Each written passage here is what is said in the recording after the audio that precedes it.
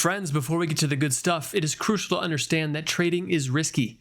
Understand that the people we speak with have been doing this for years and have put countless hours into honing their craft. These are the people on the other side of your trades. So please, we will not give you buy or sell recommendations, and this video should not be mistaken as financial advice. Always do your own research and never trade with money you cannot afford to lose. Now let's meet our guest today. So today we are here with Tim, or Trading with Tim, as you might know him on YouTube or Discord. Tim is another hyper-scalper. He's made $115,000 lifetime profits, and he just told me that over 45,000 of it came from this month alone. Absolutely crazy. His win rate is right around 50%, with his winners being 1.5 times the losers. So Tim, thank you for chatting with us today. Thank you for having me, man. I appreciate it. Absolutely. So I have so many things that I want to get to, I want to cover, but I do want to start out with like this crazy month that you've been having. You've been fairly consistent like since the beginning of the year, but this month, I mean, you just completely blew it out of the water. I mean, you took what you had made up to this point, up to July in the year, and you basically doubled it, if not tripled it. And you did all that on the back of a trip that you took to, what was it? I think you guys went to San Diego with Xavi and Crispy and Marcelo and RT. So all guys that I've interviewed here. And then you just started swinging as hard as all those guys. What the hell happened on that trip that allowed you? What did they tell you? Well, it's crazy. So for the longest time, and I started, becoming profitable in November 2020, but I've always, because of my other business, which is pressure washing, we'll get into that, but I haven't been able to trade into the market open. So I've always used limit orders, which for me, pre-market and trading limit orders, the fills were never great. I can never get in and out super quick. And it just I would see all these huge moves after the market open. I'd be at, work, and I'm like, I see all these P&Ls from all these guys, right? Crispy and, Mighty and all these guys that are posting huge P&Ls. And I'd be like, man, I've got to switch something up. So finally, I had it, with my business to where I could trade longer in the day. And then Marcelo actually invited me out to that trip. So I went out there and I was still doing decent. I think the month before I went there, I made like $300. Then I made like $3,000 the month after. And then as soon as I went there, that, went into July 1st, right? So it was over that like July 4th week. So that last day on the trip, I made almost 5K, and that was because I switched my orders to market.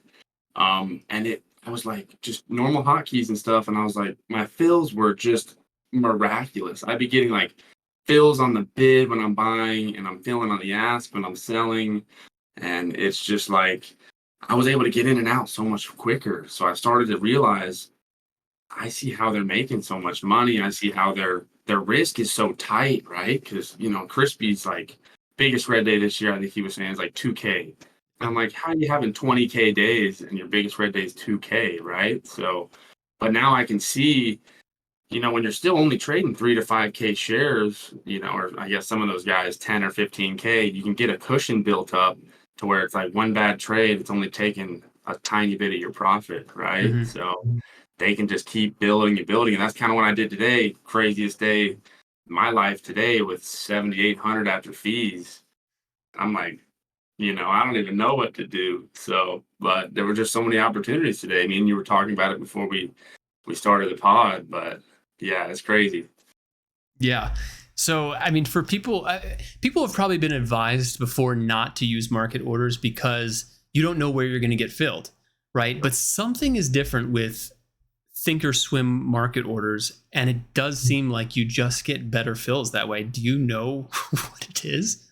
I mean, all the guys when I went on the trip were telling me it's something called price improvement, which is just something built into Thinkorswim, and I think, or TD Ameritrade. And I think just because so many traders use TD Ameritrade, that they can fill you with other traders that are also trading that stock and fill you great because it's like in their own platform or in their own, company that they're filling shares.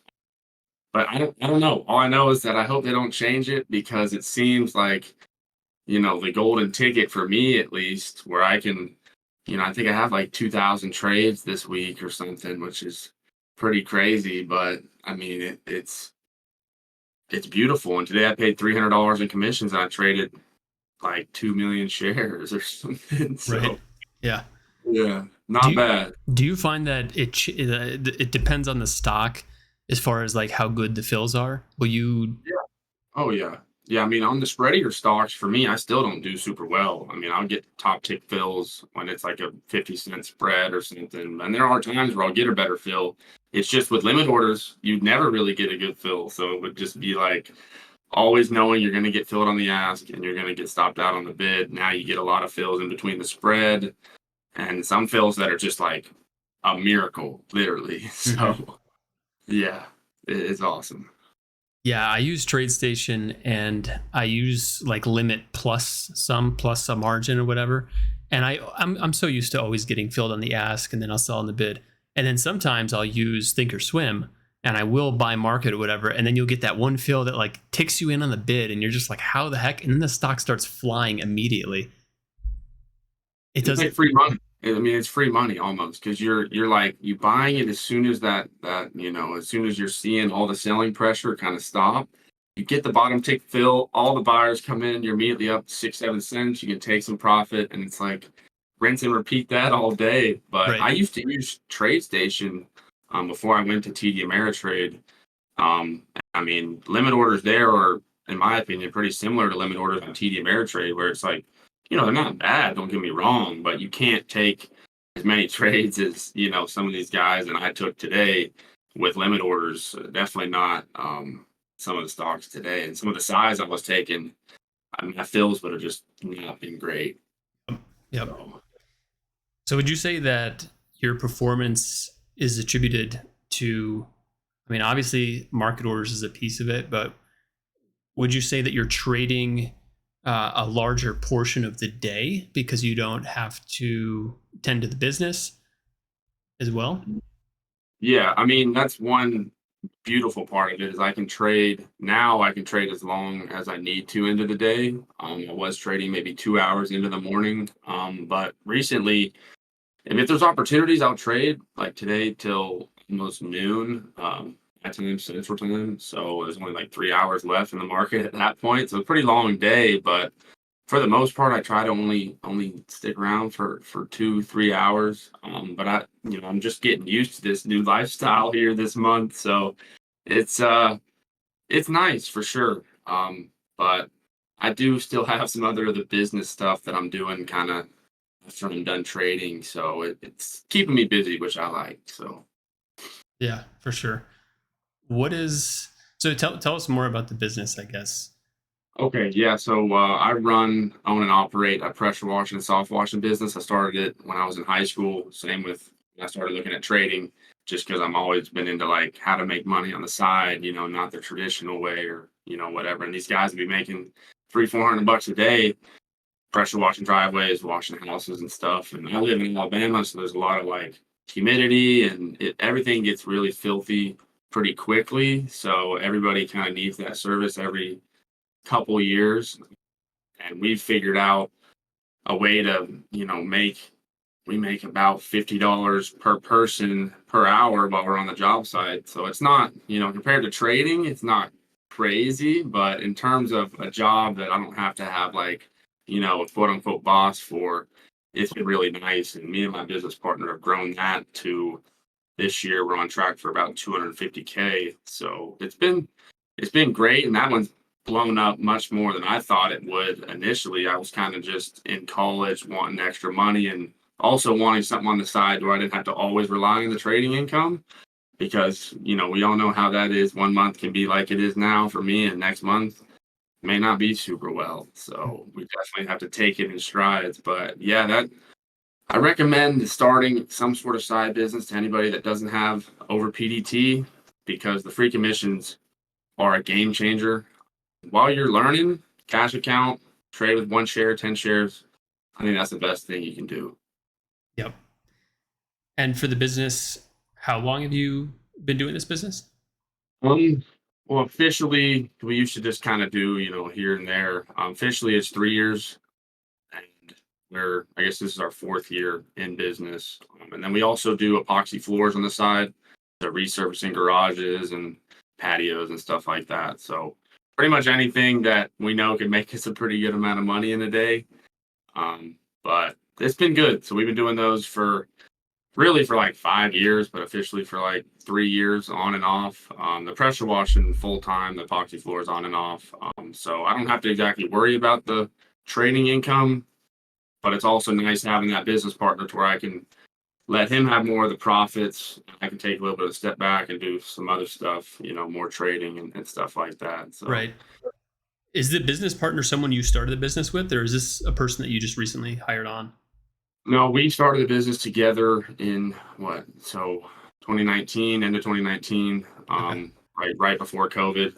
And then we actually grew up together, so I've known him my whole life. So, and then he's a firefighter in the city, so he kind of has a schedule where he needs another business as well with his day job. So it works out well. We both have something on the side, and then we do the pressure washing. So Yep.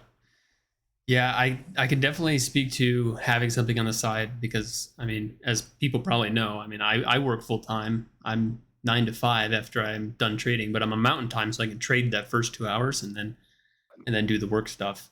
But being able to get health insurance through work and just have that extra income so that you're not pressured to do anything irrational in the markets. You got the steady income. It's so huge. yeah, no, I totally agree. And that's one thing that with me being a business owner, the health insurance is something that does come out of pocket for me as well. And it's not like I have the best health insurance. So thankfully my eyes are good and my ears are good and all that. But, that's something that this is kind of part of it in terms of being a trader as a business, or if you have any other businesses like that. I mean, that's the beauty of trading as well. You can have a day job and trade. So, depending on your time zone. For me, Central Standard Time and be a little bit tough, but there are still jobs where you can start at like 10 a.m., 11 a.m., work Mhm. till, a little bit later in the day, but hey, you can make it work. So, Yep. So are you full time trading now? You're just doing the partial business stuff, I guess, on the yeah, I side. mean, I would say full time trading is my main focus now. So I'd say full time trading, but any time that I have where I'm not trading, I'm, doing business calls and picking up supplies and ordering stuff like that. So just to help out and because honestly, I like working. So I'm kind of bored after I'm done trading. I'm like, I would study, but trading for 4 hours and then studying and right after, it's like I'm not really trying to do that, at least right now. So Right. And it's weird, if you just trade in the morning, what are you going to do with the rest of your day? Like the only people who are free in the middle of the day are like old people who are retired. yeah, it was funny when we were on the trip to San Diego, we were playing like pickleball um at these courts, and it was like we were all talking about it. It's like, man, like everybody here is either retired or they're a business owner, and then we're traders. And it's just like it's just funny, and Hmm. that's something for me being back home. I'm like, my buddies are at work, my girlfriend's at work. I'm like, I can just keep working. So yeah, I Yeah. mean, I don't know what else to do, honestly. So I thought about it. Well, I thought about quitting the 9 to 5 and just trading because I mean, I could live off of that. I wouldn't maybe be able to live as freely as I would like, but also like after I'm done trading at 11 or 12, like what am I going to do with my day? I mean, I can only go to the mountains and snowboard so many days before I'm like, okay, I enjoy working. So I think yeah. there's definitely something to be said Well, yeah, about and that's the trading big and thing too is people that are full time that don't have something on the side right now, usually they had quit a job that they didn't like. yeah. So a lot of it's enjoying what you're doing on the side as well. So I definitely recommend if you don't like what you're doing and you're making good money trading, I'd say try to find something else that you like doing on the side, whether Hmm. that's like creating content or, whatever it is. Cause yeah, there's a lot of downtime and I would say there's definitely over analyzing, which can be a problem in trading, like and looking at your stats like too much. And then, because one day of trading you can't just look at that and be like, that's exactly how all dips are going to be. It's just over time, traders will see that and, it's just part of the game, right? So it's hard to explain it. It's like a 1,000-page book, right? And they're like, how do I become profitable? I'm like, it's a long journey, right? Right. And so you've been doing this since 2020. Yep. And what is that journey look like for you? Man, I mean, honestly, I started even before. That's just when it became profitable. But yeah, Okay. there's been so many ups and downs, right? I mean, I don't know if you ever heard of Sure Trader or Yep. F1 Trade, but way back in the day, I had like a small account with both of those brokers and didn't do too well. And, just had all those kind of things. I think I initially found out about trading through Tim Sykes. My name's Timmy. So I was like, or Timothy's my full name. So he's Timothy. I'm like, I could be a trader. But I never really got anything from value from him. And then I found Warrior Trading and I was like, okay, it's a lot more fast paced, a lot more my style. And I got into the hyper-scalping with all these guys in Discord, and it's been awesome. So it's been a crazy journey. And it seems like when I went on that trip too, a lot of the mistakes I was making, like not identifying the backside, giving back all my profits, or getting in a habit of buying too high and then selling right where I need to be buying the dip, just stuff like that, that I finally said, enough. I'm not going to do that anymore. And it's weird. It's like I don't even have that inclination to do those things because I know they're going to cost me money and I'm already making good money. So I don't know. It's like once you get the confidence behind you after a couple good days of trading, it can be the world of a difference for sure. Yeah, I know. One of the things that I think it was probably a year or two ago that I cut out was trading backside, just identifying backside. When you do a couple scalps and then like a few stop, it just doesn't work anymore. You're not getting the Yep. pops and you're just like, man, it's probably backside, right? And then, Yep. me 2 years ago would be stubborn and be pissed that I gave back like what, you know, 5% of my profits at the top and just keep trying. And Yep. it just wasn't working. The amount of times I made those mistakes, it was like 100 times every one of them. And I would sit there and I mean, there's so many videos on my channel of me just like, what am I doing? And it's one day, it's finally you're just like, I'm done. I'm done doing that dumb stuff, which in the moment as a trader, it's hard to just like after one mistake completely just like never make the same mistake because the price action's so fast and stuff like that. But after a while, just, stick to what you're good at. And that's kind of what I've found. It's like you were saying, the backside, it's almost like you won't be making any more profits. You'll get back, $100 or something, whatever it is, a couple $100. And then you'll be like, okay, let me look at something else. And then you look back, what do you know? It's pulled back a bunch more. And I used to be the trader too that'd be buying that, right? I'd be the guy getting caught in those flushes that now I'll be looking away because I'm not interested anymore. Look back, I missed it. So it's been great lately. It really has. Maybe I'm just getting lucky, but I feel like I'm identifying it a lot more, especially when, like today on TUP, I mean, that was a crazy move, right? It's like the what, one, two, it was like the third push up, get a big topping tail, and you can just look at it and be like, I mean, what are the odds it goes all the way back up and curls back through 375? I Mhm. mean, great. So, Yep. And that probably comes with time, I'm guessing, just being able to identify that. you know, But so you said you were part of Warrior Trading. Were you actually part of his group? yes, yeah. I mean, I did one of the meetups in Boston. What was that? December of last year. That's where I met Mighty Stocks, Marcelo, my Uh guy, and was there for a week. Didn't trade too well. I wasn't like I was still kind of just buying dips, trying to look for like a big move, that kind of stuff that I've gotten a lot more out of now. That I just see that initially when I get that pop, if I take profits half the time it would come right back down to my entry. So, but yeah, I went over there for a week. Definitely learned a lot, and it was cool to meet Ross. I definitely would say he's one of my mentors for sure. Super cool guy. And then what? So after I'm still in Warrior Trading, I use the scans and stuff like that. But I don't exactly listen to. I don't like having somebody in my ear anymore. It used to kind of make me. It's really easy to buy when other people's are buying when you have like somebody's ear or somebody talking in your ear. So mhm.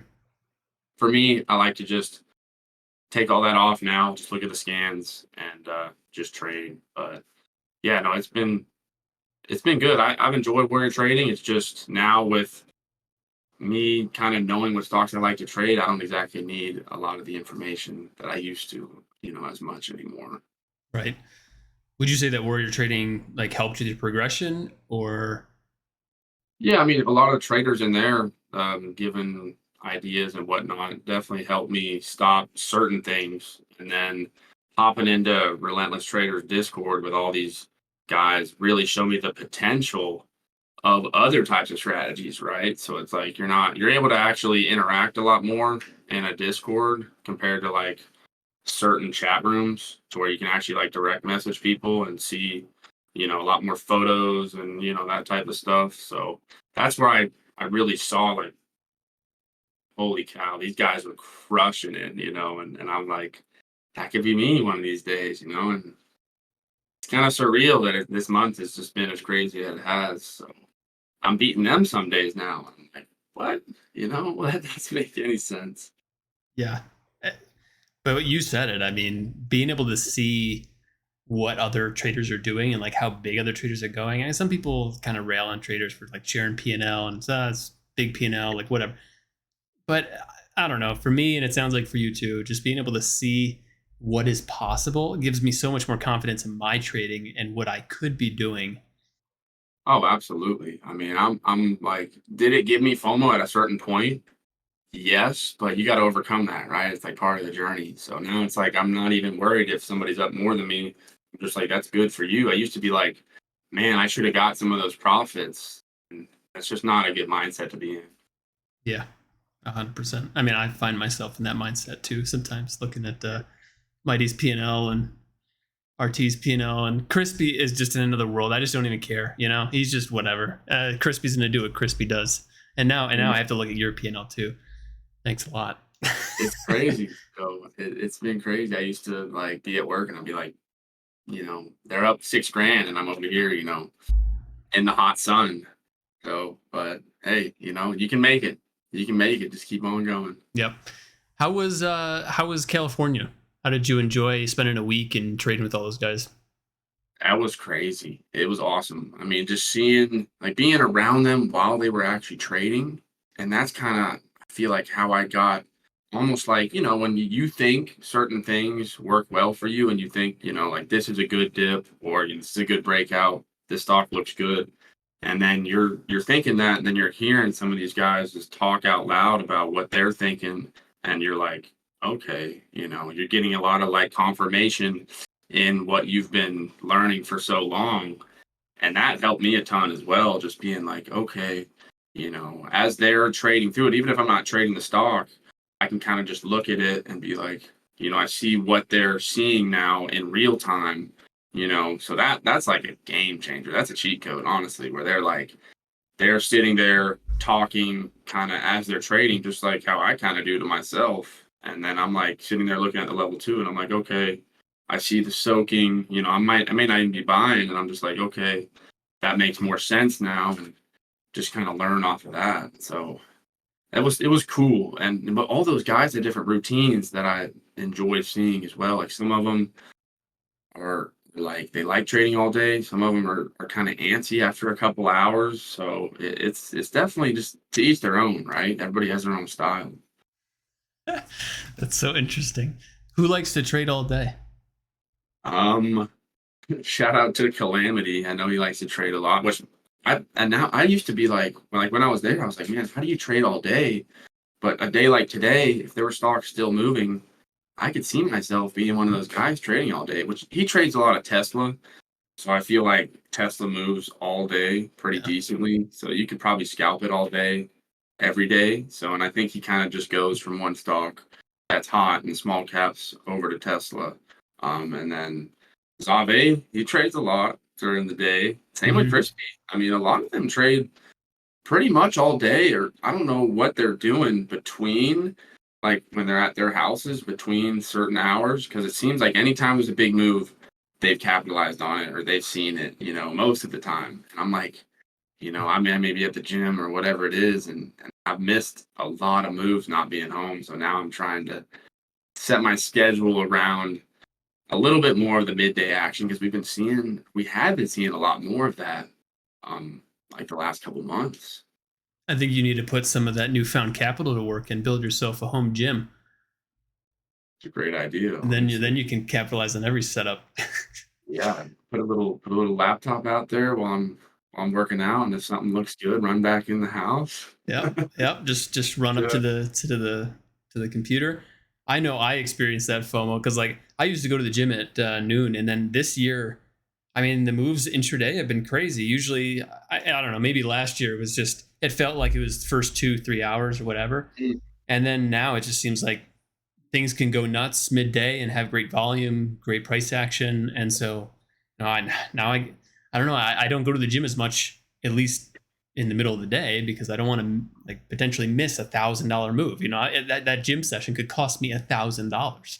Oh, yeah, or more. I mean, that's I've the amount of times I've been like looking down like this at my phone at the gym, like, what am I doing? Like, there's a huge move, and all these guys are posting huge P&Ls. That's when I'll be like, and I'm sure it's if you're struggling as a trader and you see everybody doing well, you're just like it kind of pisses you off. But then again, you get over that too. So, but anybody out there, we have those days too. Where we're like, man, I don't want to see it. I don't want to see it. Wait till tomorrow.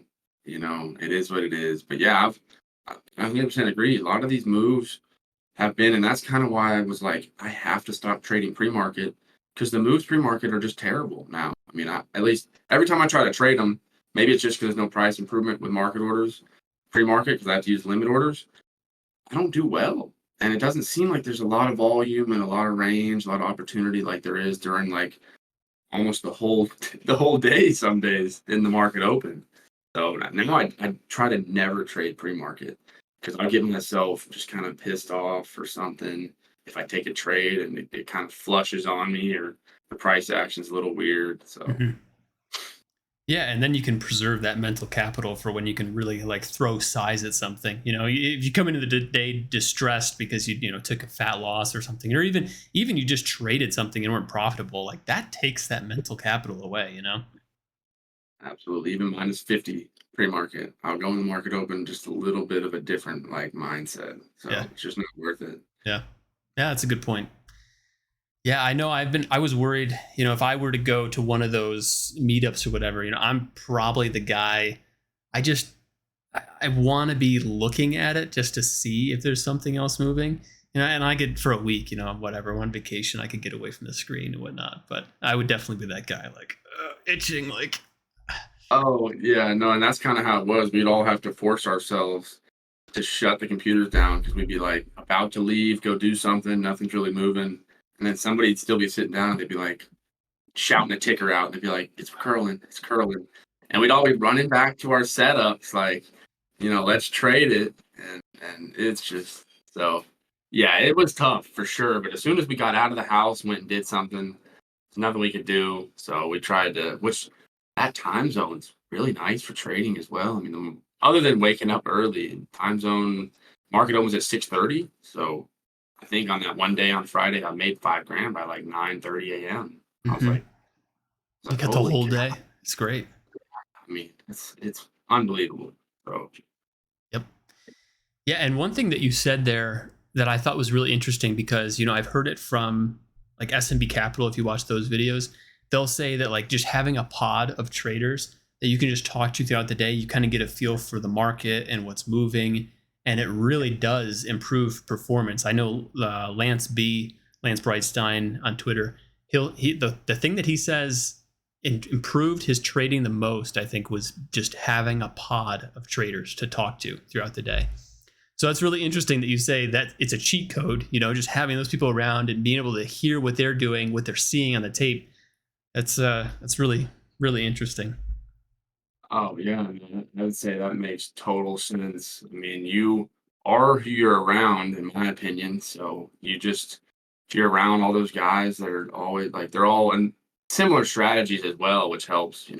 Pretty much all of them scalp for the most part. So Right.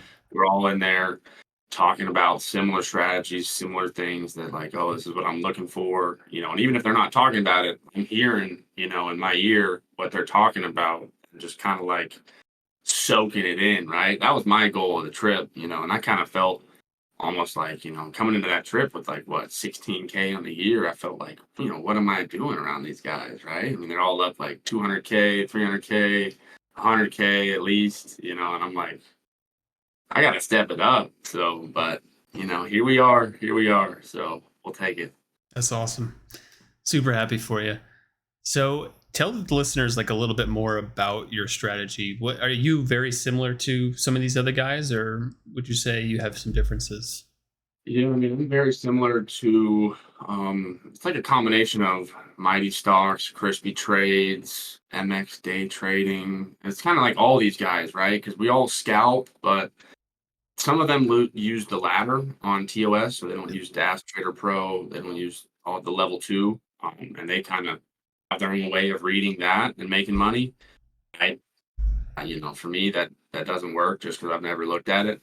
But there's similar strategies to what they're seeing on level two. We're seeing bid stacks and, sellers pop up on the ask and stuff. That's to where it's like the motion of the ladder, same with the motion of the level two, kind of. But yeah, it's just me basically trading the price action alongside the setups that I would normally take. It's like sizing up into like today, which I mean, this podcast would come out a little later, but any stock that's coming close to, the $1 break, everybody as a trader kind of knows that's a big level. So when you see a stock get close to that, you kind of know that's a magnet. And that's where you can kind of be like, all right, let me size up more into the scalps in this range compared to, it on the way up to that level, right? So, but I would say my strategy, if you watch any of those guys that I just said, it's a lot of very similar trading. Me being a hyper scalper and getting in, and if it immediately doesn't go my way, I'm getting out. Realizing that where I'm in isn't the bottom, or maybe it is, and I can always get right back in. Kind of the beauty of market orders as well. Usually, when I get in, it's either on the bid or in between the spread. So when I get out, it's on the bid or in between the spread, and it's a flat trade instead of a loser, or sometimes it's a winner. And that's really been huge for me. The TraderView stats show basically like average loser, it's like less than 10 seconds, average winner is like less than 20 seconds. So I'm holding my winners twice as long as my losers, trying to let them ride more, but still 20 seconds from average winners and 10 seconds from average losers. So it's still very, very fast trading, taking sometimes you'll get a 20-cent pop in a couple seconds, but for the most part, taking 5-cent, 10-cent rips. And if it doesn't go my way, trying to cut it for a couple cent loss and just basically making my winners bigger than my losers. So it's you got to be very quick, and using hotkeys, I think, is one of the only ways to really trade hyper scalping well. But some of these guys trade the ladder and hyper scalp super well too. So yeah, there's market in, market out, and then they're switching between like 1,000, 3,000, 5,000 shares, and then clicking buy and sell too. So I like using my hotkeys, but maybe that's just me. Yeah. And you mentioned that like for the $1 break, you might size up for that break. So are there setups that you would take like significantly more size on versus just your regular price action trades? Yeah, I try to have like a 1x size, I guess you could say, would be like anywhere from 2 to 5K shares, depending on the price range. Usually 2 to 3K shares. On a stock is under $1, probably like a 5K starter. And then, once it gets into a range, or maybe I'm long and I see something that looks good, like another big buyer steps up on the level two, add into that as well. But for the most part, it's like, all right, this thing was extended or is extended. I'm going to take 2,000 shares instead of 4,000 just because there's a higher chance that I could get caught here. Still trying to get profits, but knowing that I could get caught, not with big share size though, right? And then when it does flush, rebuying that dip with the bigger share size so that I can catch a bigger pop. So it's kind of like a dance almost of when you're using big size and when you're kind of just taking a small scalp because maybe it's at the highs and you're like, maybe it'll break out, but there's a good chance it could just flush, take 1,000, 2,000 shares, and maybe it'll pop 10 cents. You take that off the table, and then in your mind, you're like, okay, it actually is strong. Buy the retest, and you get another pop. So Right. So you're kind of calculating, the risk to reward in your head and yep, sizing accordingly. pretty much. And now I know in terms of my risk, unless it's a big flush, it's a couple cents because I can just hit market and I'm going to get filled, you know, almost instantly and for a decent price. And then I can mark it right back in, try again. Right. So Just recycle it's it. basically like you can cut 5 or 10 trades, and maybe they're either scratch trades or losers, but then you get that one actual good trade that pops, and it can be $600. So it's just all about when you actually see when you're buying and you get that volume comes in when you're buying, you're already up 5, 6 cents. Maybe you take half off, then it goes another 10 cents, and that becomes a good trade. So Do you have a preferred like price range that you trade? yes, that's a great question. I do best with we were talking about this a little bit earlier, the cheaper. So probably like $6 and below, but a stock, I mean not below like 50 cents though. I'd say 760 to 70 cents isn't perfect for me, but anywhere from like 80 cents to $3, I can take big size, not be worried about it. Pretty good with the thicker stocks. 'Cause some stocks that are like $2 will still be spready, but I like it when there's a lot of bids, a lot of sellers, so you can actually see when a bunch of sellers are coming in. You still have time to bail out, and you'll be a flat trade instead of buyers could just demolish the bids, or sellers can just demolish the bids, and then you're like you're marketing out, for a 20-cent spread for something in the lows, which happens sometimes, but when it's thicker, you're not going to see that. Like on under $1, you're pretty much never going to see 10 or 15 cent just random flush.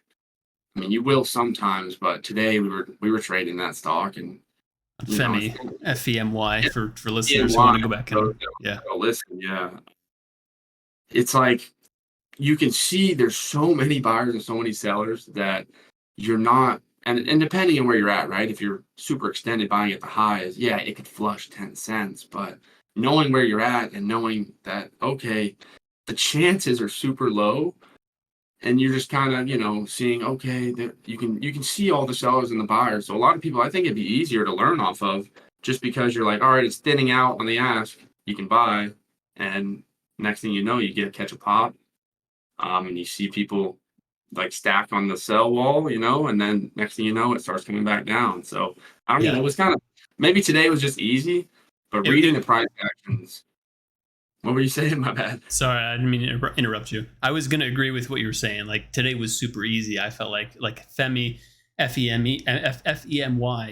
If you can go back and replay some tape, and you want to like learn how to trade the price action, it really doesn't get much easier than FEMY, because exactly what you were saying, where you see the ask starting to stack up, the numbers are going to start to build on the ask, right? And then you're going to see the drop. And sometimes you don't get that, it just drops. Mm-hmm. But on some stocks on easier tape, you will get those numbers building, and it's a little bit of like foresight. It allows you to get out before the dump. So yeah, FEMY was great tape to go back and review if you just want to watch it or go trade it yourself or whatever. But I'd say like something like TUP, you played TUP very well, and that one was a little bit trickier. I thought that seemed more like price movement versus reading the bids and the asks. Yeah, and I can see here TUP. I think I made what 1,600 today, and FEMY I made like 5 grand. So Right. it definitely was tougher for me too in terms of the price action on TUP. I couldn't size up because I knew that like it just it would look like it was about to pop, and those breakout trades that you could take on a stock like FEMY, you can't take on TUP because you'd be getting in for the breakout. Immediately the bids drop, and you're taking like a 6 or 8 cent loss. And after a while, I was like, all right, this isn't going to work. I either have to wait for that one big breakout, after a consolidation, or just make sure I'm in at those lows. So I would just be recycling shares, trying to find the bottom. And then once I got in, either at, a bottom or a support level, I try to hold it and actually catch the pop, because it would curl pretty well back up to the highs, or, back up to whatever pivot it fell below. And just trading that range was easier, but it still was not until it kind of made what it was around like 11, so a couple hours into the market open, where it actually made like a pretty big wick reclaim move. And that's when I was like, all right, I can size up more. And I think that's where I made the majority of my profit on it. I think I was only up 400 or 500, and then it did that and stuff like that, like we were talking about earlier. you see a stock flush 40 cents and then reclaim all of that level back to where it was about to break out, you're like, all right, there's a pretty good chance that, short sellers are about to cover and buyers are like, it's going to actually break out now because it already did the false breakout, right? Which sometimes they'll false breakout again, which is brutal. But a lot of times you'll get a big breakout after that. So, and I love those setups. And once I see that and you see the breakout, you're like, all right, it's back, game time. You can take those micro scalps and these, dip trades and stuff that normally, if it's not moving as fast, you can't take. Right. Yeah. Once that volume comes in, then you're in it. Right. How long are Uh, you holding? If you're going to catch that bottom, if you're going to recycle to catch that bottom, you say it has like a pretty good pop off of like a level or whatever. How long will sure. you hold that trade for? I know your average winner is like 20 seconds. Yeah, I mean, I would say now I'm selling half for profit almost immediately every time if I can get, 3, 4, 5, 6. I mean, it depends on the price range, but if I can get a decent chunk, I'm going to sell half and then try to let the rest ride. But yeah, I mean, I would say I'm still not holding as long as I could on some of these. The certain Nobody stocks, is. they'll just the dips will go straight all the way back up, and it'll just be like a grind and a grind and a grind, and I'll catch myself being in at the low, selling it for a decent win, and then when I see it grinding higher, I'll buy back in, and then they'll do like a quick flush, shake me out, and then go back up like to where it was, where I actually wanted to hold my dip for. So I'm still learning, like we all are. But yeah, sometimes I get caught too on those, and it's never fun. Yeah. I've seen that a lot, especially on like the thicker floats. I say thicker floats, I guess I mean like higher floats and maybe a little bit more manipulated, but like they'll dip down and you'll get in, you'll have that perfect entry, right? But it'll always come back down and like look like it's gonna flush one more time before it goes. And it's almost like, why am I even trying to buy this dip? I'm just gonna wait for that second move where it tries to shake everybody out who tried to buy that initial move and just catch that one. I Yeah. mean, I haven't done it. I've never executed it perfectly, but Yeah. I'm something I've always the guy seen. who's in the first one, it hesitates. And I used to be the guy that would sell on that hesitation and then it would pop in my face. Now I'll sell it. And thankfully, with market orders, I can just get right back in and then Right. they catch. So, and that's helped me so much. I'm not missing out on the big moves because I'm making sure that I'm almost in for every break at a decent spot or with a risk that's pretty tight to where when it does pop, I can make a nice, chunk of change, and the rest of them are kind of just, scratch trades or flat or up a little bit, whatever it is. Yep. So you talked earlier about not like playing the backside and a couple other things. Do you have any other like trading rules that you do I when you're mean, have in your trading? like I was saying way earlier, I had 2 accounts that I blew up, so I never average down. I've never. That's something that's like ingrained in my head because it caused me so much pain. And it's like if it's not going in my favor, I'm cutting it. Nowadays I can see, a little bit more clearly and be like, this is a spot that still looks good and I can add into a little bit of a dip. But if I get caught in a flush, you're never gonna see me add into a flush and try to catch the bounce. I'll never do that. And that's just because 9 times out of 10, it's going to do a quick little bounce and then flush even more. And then you're really stuck and it's just not good. Right. And for me, I've never been more frustrated in my life than when I did some dumb stuff like that. So it's like, that's rule number one for me, never average down. Rule number two now is cut my losers like really, really quickly. If it's not immediately a pop, and then I'd say number three has been coming in with the same mindset every day too. I used to kind of certain things in my morning I wouldn't do the same. Now I kind of try to have the exact same morning routine. I come in about 30 minutes before the bell, just look at what's up, draw my trend lines and stuff. Kind of listen to a little bit of music. Try to not trade pre-market, and and then when the market opens, I'm just dialed in because I used to be the market would open. I'm already in hour two of trading to where I'm not like as focused to where the Hmm. market open used to scare me. I'd be like, here's all the volume that I've been missing pre-market. I'm not used to it. So I'd be like fumbling trades and stuff. And now that I'm just used to that price action, and that's another rule now. Don't trade pre-market because I just don't do well. Unless there's something really, really moving, like stock like FEMY, pre-market pennies will trade a lot better. And with the price improvement, or there is a price improvement, but you don't really, in my opinion, see that as much with the penny stocks, right? So you can still size up and know that I'm not just going to get flushed on. I've made some good money. I think this month, one of the days, I made like $600 pre-market trading a penny. But other than that, no pre-market trading, no trading the backside, like I already said. And I don't know. I think that's pretty much it. I'm trying to not switch my hotkeys up anymore. Got like a 1,000, 2,000, 3,000, 5,000.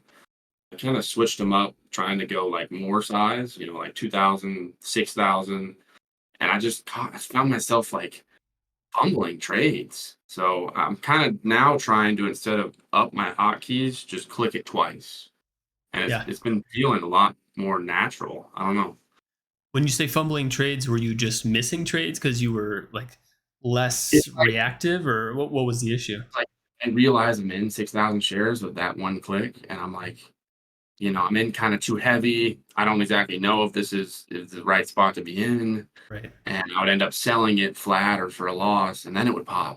Like, what am I doing? Or, for some reason, maybe just buying 6,000 at one time, my fill wouldn't be very good either. So I'm like, man, I was getting hammered a couple mornings when I upped my share size. And then I like pull it back over, go back to what I've been normally doing, like what I was saying, one, two, three, five. And today I started clicking a couple separate times, like 2,000, maybe three times if I saw it was good, or 5,000 shares. One time I clicked it three times. And with 15,000 shares, every cent's $150. You don't have to make a whole lot in terms of percent, like percent, cent per share. And it's like the profits were just ridiculous. So all-time winner, best day ever just on FEMY today, 5K. Man, crazy. I think that's great advice though with the share size quantity, because I find myself doing the same thing. I'll just it'll take a split more second more for me to make the decision to actually press the button. Or you're right, I'll press the button and I'll just be like overthinking it, and I'm not comfortable in the position anymore. So I think that's great advice. Actually bring the share size down and maybe just click it twice. If you have that extra bout of confidence about something, I like that a lot. Yeah, and I think it almost gives you, like we were saying on the FEMY, we keep coming back to this, but you have more time to decide on if you want to size up more into stocks that are thicker on level two or the ladder or whatever you're looking at. Because it's like you take the starter and it may not immediately pop in your direction, but you can still see that, okay, this sell wall is still getting eaten through, or more buyers are still coming in, and you can add again, right? So it almost works out better because you're not full size in the beginning, which sometimes, nothing you can do if it's a spread eater stock. You're not going to be able to hit it again a couple seconds later. You probably already Missed out the of that move. trade, right? Yeah. Yeah, exactly. So that's easy. That's for the smaller ones. I'd say under $2 is good for that for sure. Right. Yeah, you get that extra little bit of confirmation. And by confirmation, we mean a half more second of the ask wall being eaten. The Yeah. confirmation is so minute, but it matters. It really does. For us, we can make or break our day in just a couple split-second decisions. So, Yep. but where else are you going to be able to make thousands of dollars from your home, right? It's tough, and the market's not going anywhere, right? So that's the beauty of it. It's not going to close down one day. So I might have to learn how to scalp Tesla, but I can make that happen. I know. I do worry that like they'll implement SEC fees or FERNA fees that are like 5 times more expensive than what they are now or whatever. The more fees and commissions or whatever that are on top of this, what we're doing doesn't work anymore, right? So that does worry me in the future if that ever happens. But then we'll just learn how to trade and hold, to sack up and actually hold our stocks longer than a few seconds.